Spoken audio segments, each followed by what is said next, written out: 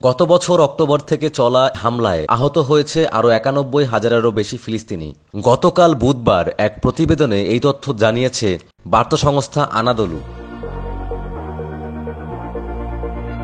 ফিলিস্তিনের অবরুদ্ধ গাজা ভূখণ্ডে ইসরায়েলি হামলায় আরও প্রায় অর্ধশত ফিলিস্তিনি নিহত হয়েছে। এতে করে উপত্যকাটিতে নিহতের সংখ্যা ৩৯,৪৪০ ছাড়িয়ে গেছে। গত ৭ অক্টোবর হামাসের নজিরবিহীন আন্তঃসীমান্ত হামলার পর থেকে ইসরায়েল গাজা উপত্যকায় অবিরাম বিমান ও স্থল হামলা চালিয়ে যাচ্ছে।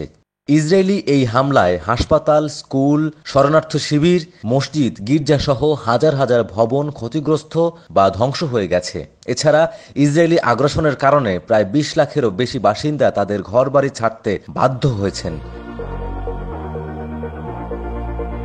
গাজার স্বাস্থ্য মন্ত্রণালয়ের বরাত দিয়ে প্রতিবেদনে বলা হয়েছে, গাজা উপত্যকায় ইসরায়েলের চলমান হামলায় আরও কমপক্ষে ৪৫ ফিলিস্তিনি নিহত হয়েছেন। এই হামলায় আহত হয়েছেন আরও ৭৭ জন। অনেক মানুষ এখনও ধ্বংসস্তূপের নিচে এবং রাস্তায় আটকা পড়ে আছেন। মূলত ইসরায়েলি আক্রমণ গাজাকে ধ্বংসস্তূপে পরিণত করেছে।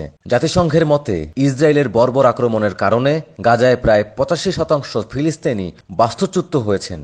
আর খাদ্য, বিশুদ্ধ পানি ও ওষুধের তীব্র সংকটের মধ্যে গাজার সকলেই এখন খাদ্য নিরাপত্তাহীন অবস্থার মধ্যে রয়েছেন।